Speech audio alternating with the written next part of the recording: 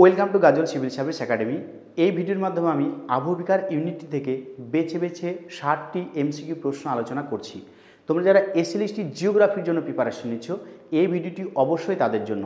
এর আগের 2016 সালের এসএলএসটি পরীক্ষায় জিওমরফোলজি ইউনিটটি থেকে তোমাদের কিন্তু 6টা প্রশ্ন এসেছিলো এবং তার মধ্যে আবহবিকার থেকে কিন্তু একটা প্রশ্ন ছিল। তাই তোমাদেরকে বলবো এই ভিডিওটি প্রথম থেকে শেষ পর্যন্ত অবশ্যই মন দিয়ে দেখবে। দেখো, প্রথম যে প্রশ্নটা দেওয়া আছে তা হচ্ছে আবহবিকারের ফলে শিলা কী হয়। তো আবহবিকারের ফলে শিলা কিন্তু সবসময় শিথিল হয়। উত্তর কী হবে? একের সি হবে।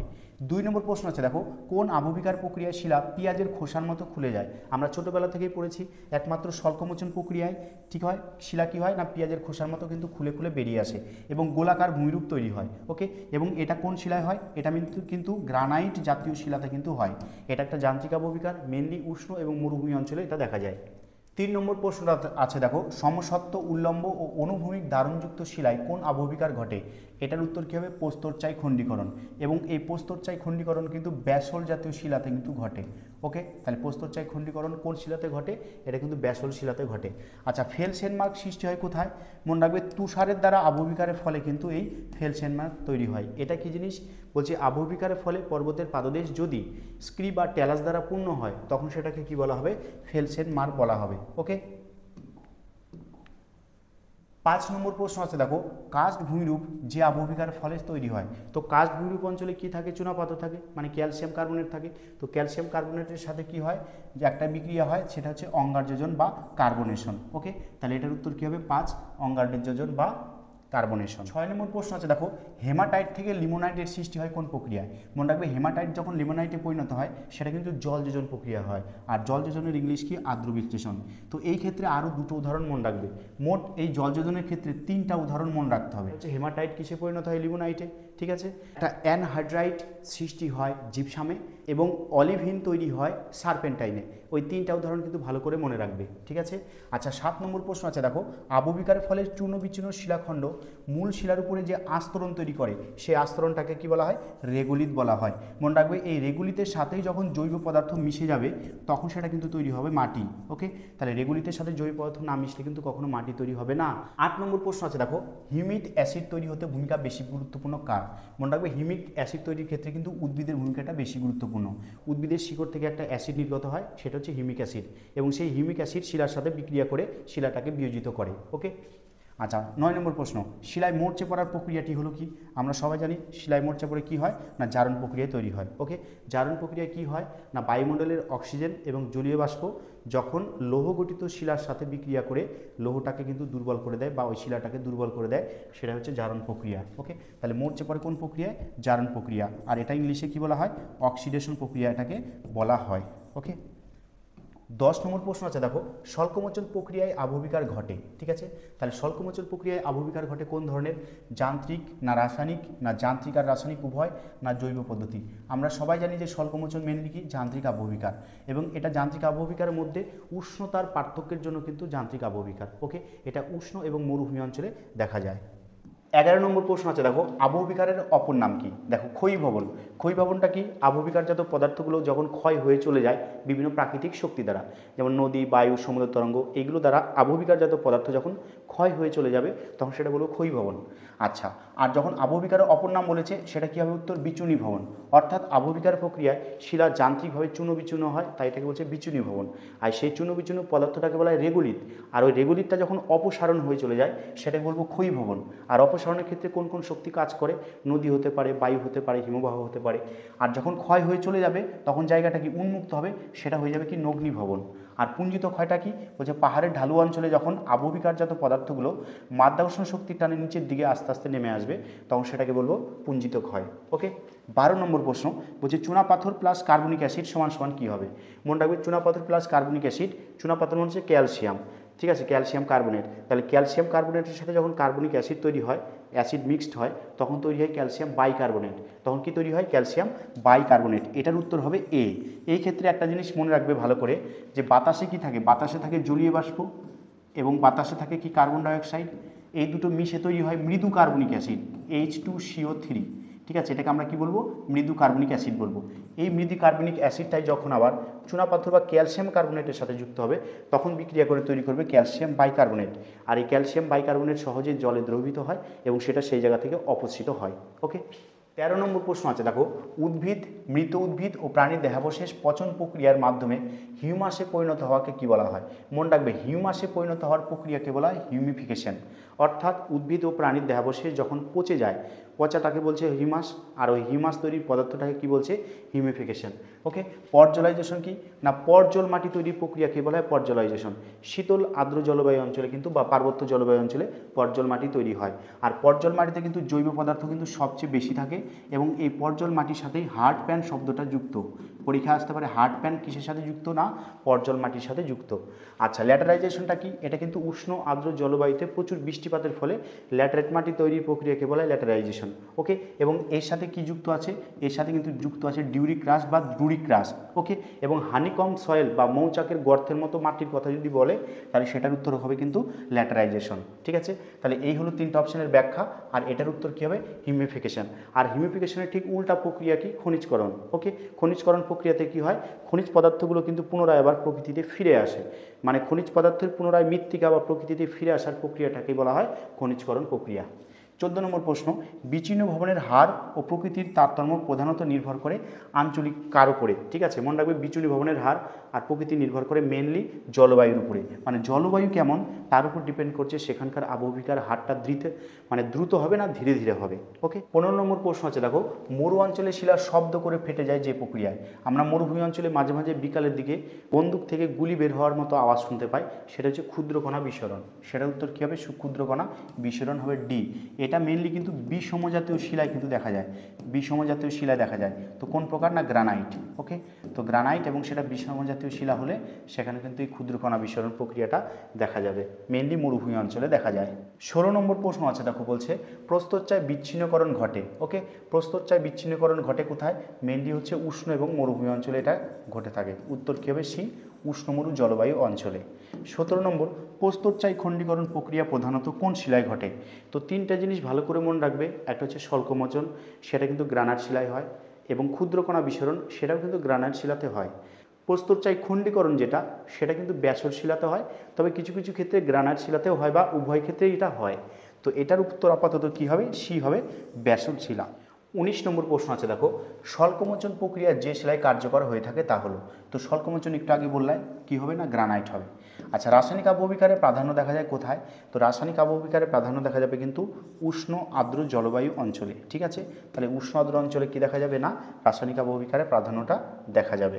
21 নম্বর প্রশ্ন আছে দেখো, স্বল্পমোচন প্রক্রিয়া বেশি দেখা যায়। তো স্বল্পমোচন মানে কি? উষ্ণ মরু জলবায়ু অঞ্চল হবে, মেনলি মরুভূমি অঞ্চলে কিন্তু উষ্ণমরু জলবায়ু অঞ্চলে বা মরু জলবায়ু অঞ্চলে কিন্তু স্বল্পমোচন প্রক্রিয়াটা বেশি দেখা যায়। 22 নম্বর প্রশ্ন আছে দেখো, বলছে জৈবিক আবহবিকারের একটি ফলাফল হলো। তো জৈবিক আবহবিকার কাকে বলে? না উদ্ভিদ এবং প্রাণীর দ্বারা যখন আবহবিকার ঘটে, মানে শিলা চূর্ণ হয়, সেটাকে বলবো জৈবিক আবহবিকার। এটা আবার 2 প্রকার, উদ্ভিদের দ্বারা এবং প্রাণীর দ্বারা। ঠিক আছে, মানে উদ্ভিদের দ্বারা আবার 2 প্রকার, উদ্ভিদের দ্বারা জৈব যান্ত্রিক এবং উদ্ভিদের দ্বারা আবার হয় জৈব রাসায়নিক হয়। ওকে, তো এই ক্ষেত্রে কি হবে? দেখো সি হবে, শিলায় উদ্ভিদের শিকড়ের প্রবেশজনিত ফাটল, এটাই কি জৈবিক আবহবিকারের একটি ফলাফল। 23 নম্বর প্রশ্ন আছে দেখো, যান্ত্রিক আবহবিকার সর্বাধিক ঘটে।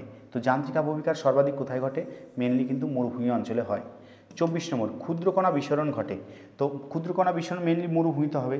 দেখো গ্রিনল্যান্ডে মরুভূমি নাই, আমাজনে নাই, আন্টার্কটিকাতে আছে শীতল মরুভূমি, বাট ক্ষুদ্রকণা বিস্ফোরণ, প্রস্তরচায় খণ্ডীকরণ, স্বল্পমোচন এগুলো সব কিসের সাথে যুক্ত? এটা সব উষ্ণতার সাথে যুক্ত, মানে বেশি উষ্ণ অঞ্চল, মানে উত্তর হবে এ, সাহারা মরুভূমিতে। 25 নম্বর প্রশ্ন আছে দেখো, শিলার অন্তর্গত লৌহ ফেরাস অক্সাইড থেকে ফেরিক অক্সাইডে পরিণত হয়।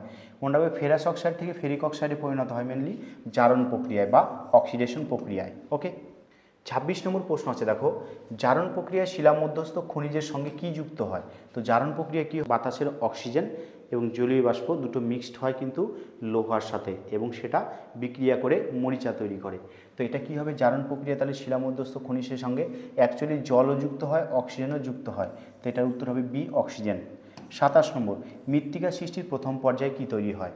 মনে রাখবে মৃত্তিকা তৈরির প্রথম পর্যায়ে প্রথমে তৈরি হয় রেগুলিত, আর এই রেগুলিতের সাথে যখন জৈব পদার্থ মিশবে তখন সেটা কি হয়ে যাবে? না মাটি তৈরি হয়ে যাবে। আচ্ছা 28 নম্বর, রেগুলিত সৃষ্টি হয় কোন আবহবিকারে? তো রেগুলিতের সাথে কিন্তু অবশ্যই যুক্ত থাকবে কি যান্ত্রিক আবহবিকার, মানে যান্ত্রিক আবহবিকারের ফলে যখন শিলাগুলো চূর্ণ বিচূর্ণ হয়ে যাবে, ওই চূর্ণ বিচূর্ণ পদার্থটাকে আমরা কি বলবো? রেগুলিত বলবো। তো এটার উত্তর হবে এ, যান্ত্রিক আবহবিকার। 19 নম্বর প্রশ্ন আছে দেখো, শিলার সংকোচন ও প্রসারণের হার বেশি কোথায় হয়? তো শিলার সংকোচন মানে দিনের বেলা উষ্ণতা যদি খুবই বেশি থাকে তাহলে শিলা কী হবে? সংকোচন হবে না প্রসারণ হবে? শিলা প্রসারণ হবে। আর রাত্রিবেলা যখন উষ্ণতা কমে যাবে তখন শিলা হবে সংকোচন। এই সংকোচন এবং প্রসারণটা কোথায় বেশি হয়? মেনলি হয় মরুভূমি অঞ্চলে। ঠিক আছে, মরু অঞ্চলে, উত্তর হবে সি। 30 নম্বর, বৃষ্টির জলের মাধ্যমে রেগুলিতের উপরের খনিজ পদার্থগুলি নিচে চলে যাওয়ার প্রক্রিয়াকে কি বলা হয়? অর্থাৎ বৃষ্টির জলের মাধ্যমে উপরের স্তর থেকে খনিজ পদার্থগুলো, ধরে নিলাম এটা এ স্তর, এটা বি স্তর, এখানকার খনিজ পদার্থগুলো যখন বৃষ্টির জলের সাথে নিচের দিকে চলে আসবে, এই চলে আসাটাকে বলছে অ্যালুভিয়েশন। এবং যখন বি স্তরে ওইগুলো গিয়ে জমা হবে, ওই খনিজ পদার্থগুলো, বিশেষ করে ক্যালসিয়াম, ম্যাগনেসিয়াম, সোডিয়াম, এই খনিজ পদার্থগুলো ওই জমা হওয়াটাকে তখন কিন্তু বলবে ইলুভিয়েশন। ওকে। আর একটা মাটিতে যখন এ বি সি ডি 4টা স্তর পরিপূর্ণভাবে থাকবে তখন সেটাকে বলা হয় পরিণত মাটি। তখন সেটাকে কি বলা হয়? পরিণত মাটি বলা হয়। 31 নম্বর প্রশ্ন আছে দেখো, রাসায়নিক প্রক্রিয়ায় আবহবিকারের ফলাফল। ঠিক আছে, তো রাসায়নিক প্রক্রিয়ায় আবহবিকারের ফলাফল কি খালি চোখে দেখা যায়, না সহজে দেখা যায়, না কখনোই দেখা যায়, না একবার দেখা যায় না? ঠিক আছে, এটার উত্তর হবে এ, খালি চোখে দেখা যায় না। তো রাসায়নিক আবহবিকারের যে ফলাফল সেটা কিন্তু আমরা খালি চোখে দেখতে পাই না। 32 নম্বর প্রশ্ন আছে দেখো, জোয়ার ভাটার ফলে উপকূল অঞ্চলে সৃষ্ট আবহবিকারের নাম হলো। তো জোয়ার ভাটার ফলে কি হয় না, কোনো জায়গা জোয়ারের জলে সেটা ভিজে গেল, আবার যখন ভাটা হয়ে গেল জায়গাটাকে শুকিয়ে গেল, তাহলে জোয়ার ভাটার ফলে যখন ক্রমাগত একবার আর্দ্র হবে একবার শুষ্ক হবে তখন সেই আবহবিকারটাকে বলা হয় স্লেকিং আবহবিকার বা কলিকরণ আবহবিকার। ওকে। আর ফ্লেকিংটা কি? যখন কোনো একটা জায়গা ক্রমাগত আর্দ্র হবে একবার এবং শুষ্ক হবে একবার, তো সেই জায়গাতে যদি শিলা চূর্ণ বিচূর্ণ হয় সেটাকে আমরা কিন্তু বলবো ফ্লেকিং। বাট সেটা জোয়ার ভাটার ফলে যখন হবে উষ্ণ আর্দ্র ক্রমাগত তখন সেটাকে বলবো স্লেকিং বা স্ল্যাকিং বা কলিকরণ। ওকে। আর প্লাকিংটা কি? প্লাকিংটা হচ্ছে হিমবাহের একটা ক্ষয়কার্যের প্রক্রিয়া। যখন হিমবাহ কখনো উপত্যকার উপর দিয়ে প্রবাহিত হয় তার নিচের শিলাখণ্ডগুলো খুলে বেরিয়ে আসে, সেটাকে আমরা কি বলবো? প্লাকিং বলবো। ওকে। এর সাথে আরও দুটো শব্দ কিন্তু তোমাদের মনে রাখতে হবে, একটা হচ্ছে শিটিং,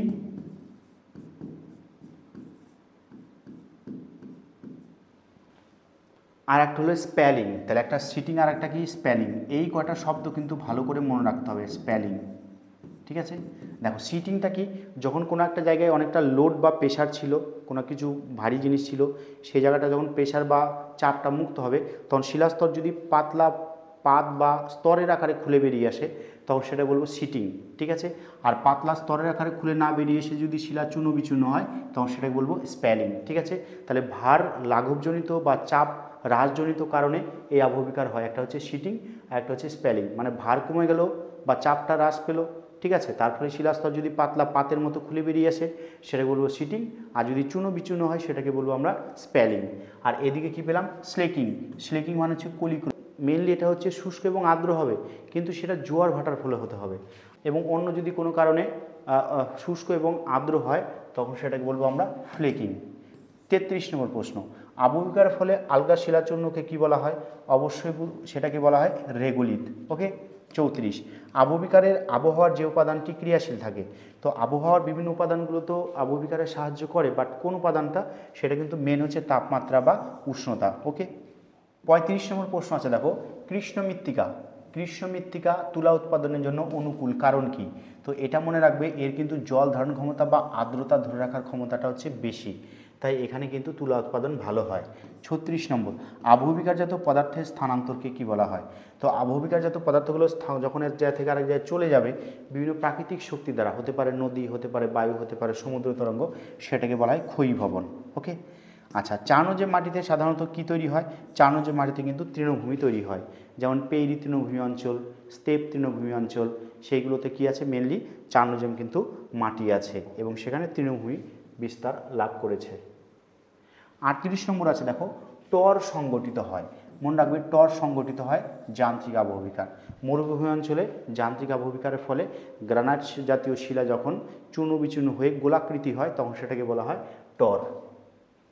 39 নম্বর প্রশ্ন আছে দেখো, যে রাসায়নিক আবহবিকার প্রক্রিয়ায় চুনাপাথরযুক্ত অঞ্চলে গর্ত সৃষ্টি হয়। তো চুনাপাথরযুক্ত অঞ্চলে একটাই রাসায়নিক আবহবিকার মেনলি দেখা যায়, সেটা হচ্ছে কার্বনেশন। এছাড়াও আর একটা আছে, সেটা হচ্ছে দ্রবণ। ঠিক আছে, তো কার্বনেশনের ফলে কিন্তু চুনাপাথরযুক্ত অঞ্চলে গর্ত তৈরি হয়। ওকে, এর বাংলা হচ্ছে অঙ্গার যোজন। 40 নম্বর, মাটি গঠনে আদিশিলার প্রভাব বেশি থাকলে তাকে কি মাটি বলা হয়? মনে রাখবে, আর মাটি গঠনে যদি আদিশিলার প্রভাব বেশি থাকে সেটাকে বলা হয় আন্তঃআঞ্চলিক মাটি। আচ্ছা, গোলাকৃতি আবহবিকার হলো, মানে আবহবিকার ফলে শিলাচূর্ণগুলো চূর্ণবিচূর্ণ হয় এবং মূল শিলাটা কী হয়, আস্তে আস্তে গোলাকৃতি হয়। সেটা উত্তর হবে স্বল্পমোচন বি। 42 নম্বর, চুনাপাথর, ডলোমাইট, জিপসাম, মার্বেল থেকে কি তৈরি হয়? মনে রাখবে, এইগুলো থেকে কিন্তু রেঞ্জিনা মাটি তৈরি হয়। দেখো 43 নম্বরে বলেছে কি, শুষ্ক বৃষ্টিহীন মরু অঞ্চলে কোন মাটি তৈরি হয়? মরু অঞ্চল যখনই বলবে তখন একটাই মাটি, সেটা হচ্ছে শিরোজেম মাটি। শিরোজেম মানেই হচ্ছে মরু অঞ্চলের মরু মাটি। 44 নম্বর প্রশ্ন আছে দেখো, শিলা মধ্যস্থ খনিজের সঙ্গে অক্সিজেনের যখন রাসায়নিক বিক্রিয়া হবে, অক্সিজেনের কথা যখনই বলবে তখন সেটা হবে অক্সিডেশন বা জারণ। উত্তর হবে ডি। 45 নম্বর প্রশ্ন আছে দেখো, মাটির ওপরের স্তরের খনিজ পদার্থ নিচের স্তরে সঞ্চিত হওয়ার প্রক্রিয়াকে কি বলা হয়? ওপরের স্তর থেকে যখন নিচের স্তরে সঞ্চিত হবে তখন সেটাকে কি বলবে? ধরো এ, বি, সি, ডি, তাহলে উপরের খনিজ পদার্থগুলো যখন নিচে গিয়ে বি স্তরে গিয়ে জমা হবে সেটাকে বলা হয় ইলুভিয়েশন। এটাকে কি বলা হয়? ইলুভিয়েশন। আর উপর থেকে যখন নিচের দিকে স্থানান্তরিত হবে সেই স্থানান্তর প্রক্রিয়াটাকে বলা হয় অ্যালুভিয়েশন। আচ্ছা, পলিমাটি এক প্রকার কি মাটি? মনে রাখবে, পলিমাটি কিন্তু এক প্রকার অনাঞ্চলিক মাটি। কেন অনাঞ্চলিক মাটি? পলিমাটি, লোয়েস মাটি, এই দুটো মাটি কিন্তু অনাঞ্চলিক মাটির উদাহরণ। এই মাটিগুলো তৈরি হয় এক জায়গা এবং সেখান থেকে জল বা নদীর দ্বারা বাহিত হয়ে অন্য কোনো জায়গায় গিয়ে সঞ্চিত হয়, তাই এটাকে বলছে অনাঞ্চলিক মাটি। 57 নম্বর প্রশ্ন আছে দেখো, তুষার আবহবিকারের ফলে উৎপন্ন কোণাকৃতি শিলাখণ্ডকে কি বলা হয়? তো তুষার আবহবিকারের ফলে উৎপন্ন কোণাকৃতি শিলাখণ্ডকে কিন্তু বলা হয় ট্যালাস। এটার উত্তর হবে এ, ট্যালাস। আচ্ছা, 48, কৃষ্ণ মৃত্তিকা এবং ল্যাটেরাইট মাটি সৃষ্টি হয়। তো কৃষ্ণ মাটি এবং ল্যাটেরাইট মাটি কোন জায়গা থেকে তৈরি হয়? মেনলি কিন্তু ব্যাসল্ট শিলা থেকে এটা তৈরি হয়। আচ্ছা, মৃত উদ্ভিদ ও প্রাণী বিয়োজিত হয়ে কী তৈরি হয়? মৃত উদ্ভিদ এবং প্রাণী বিয়োজিত হয়ে কিন্তু হিউমাস তৈরি করে। 50 নম্বর প্রশ্ন আছে দেখো, মাটিতে হিউমাস বেশি থাকলে মাটির রং কীরকম হয়? মনে রাখবে, মাটি হয় কালো, এবং মাটিতে যদি হিউমাসের পরিমাণ বেশি থাকে তাহলে সেই মাটির কিন্তু জল ধারণ ক্ষমতাটাও বেড়ে যায়। দেখো, উষ্ণতা, জল এবং আর্দ্রতা যে আবহবিকারে ভূমিকা নেয়, এই তিনটা জিনিসই কিন্তু মেনলি দেখো যান্ত্রিক আবহবিকারে ভূমিকা নেয়। এখন তোমরা যদি বলো যান্ত্রিক আবহবিকার তো মরুভূমি অঞ্চলে হয়, তো সেখানে তো জলের ভূমিকা নেই, সেখানে উষ্ণতার ভূমিকা আছে। কিন্তু তুমি যদি মেরু অঞ্চলে চলে যাও, তুষারের যে কেলাস গঠন বা দ্বারা যে আবহবিকারটা হয় সেই ক্ষেত্রে কিন্তু জল বা আর্দ্রতার ভূমিকা নিয়ে থাকে, তাই এটার উত্তর হবে এ। 52, পর্জল মাটি। পর্জল মাটি কোথায় তৈরি হয়? একটু আগে বললাম পার্বত্য অঞ্চল। আর পার্বত্য অঞ্চলের জলবায়ু কীরকম? না শীতল নাতিশীতোষ্ণ জলবায়ু কিন্তু সেখানে আছে। 53 নম্বর প্রশ্ন আছে দেখো, চুনাপাথরযুক্ত অঞ্চলে রাসায়নিক আবহবিকারের ফলে গঠিত হয় যে ভূ আস্তরণ, সেটাকে কি বলা হয়? তো চুনাপাথরযুক্ত অঞ্চলে একটা লাল কাদার মতো আস্তরণ তৈরি হয়, সেটাকে বলা হয় টেরারোসা। ওকে।